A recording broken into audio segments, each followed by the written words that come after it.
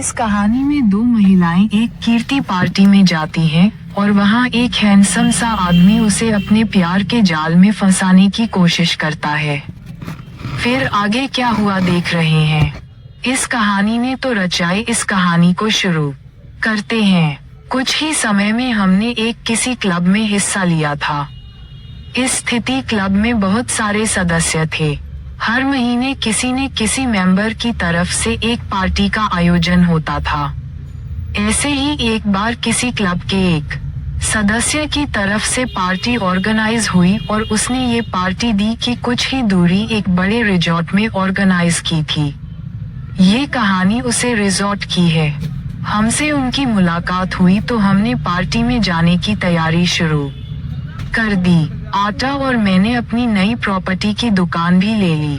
अगले दिन हमें उस रिजॉर्ट में जाना था। मैंने आंतक से कहा, अतल हम मेरी स्कूटी से ही चलते हैं। अतलता ने भी इस पर कहा है।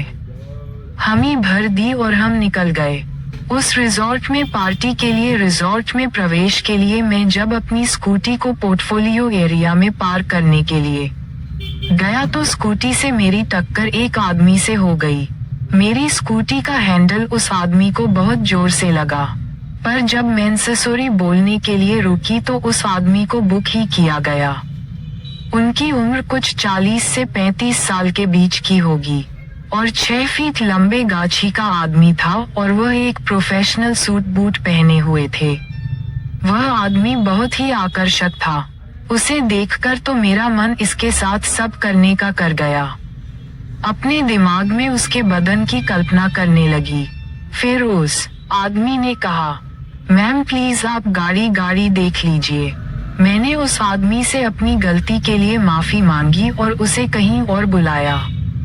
एक दोस्त सी ने भी हमें स्माइल के साथ इस होके कहा और अपने फोन पर बात करने लगा। जापानी पार करके जब हम अंदर जाने लगे तो दोस्त ने भी मुस्कुरा दिया।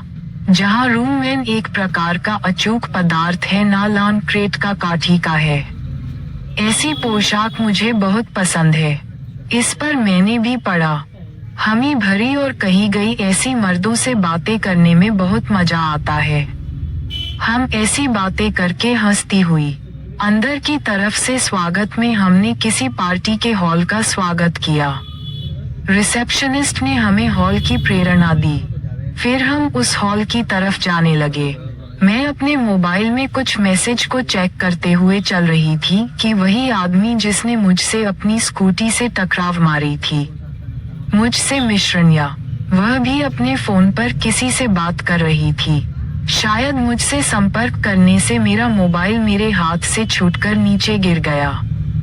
नीचे लिथियम ही मेरा मोबाइल तो पूरा टूट गया। मोबाइल की पूरी स्क्रीन खराब हो गई और मोबाइल के शीशे खराब हो गए। मोबाइल टूटते ही मुझे बहुत गुस्सा आया तो मैंने उस आदमी को चलाना चाहा, उस पर चिल्लाना कि वह आदमी मुझसे बार बार सॉरी सुनकर लगा और बोला, मेरी वजह से आपका मोबाइल टूट गया, मुझे माफ कर दो। उनकी ऐसी ही एक दोस्त और सॉरी स्पीच से उन्होंने मेरे दिल को छू लिया, पर मैं क्या कर सकता था। अब तो मेरा मोबाइल टूट गया था। उस आदमी ने मुझसे कहा, मुझे माफ करो, मेरी वजह से आपका मोबाइल टूट गया है। मैं अभी आपको मोबाइल नया दिलवा देता हूँ। मैंने उससे कहा, नहीं कोई बात नहीं, सबसे पहले आप मुझे नया मोबाइल क्यों दिलाओगे।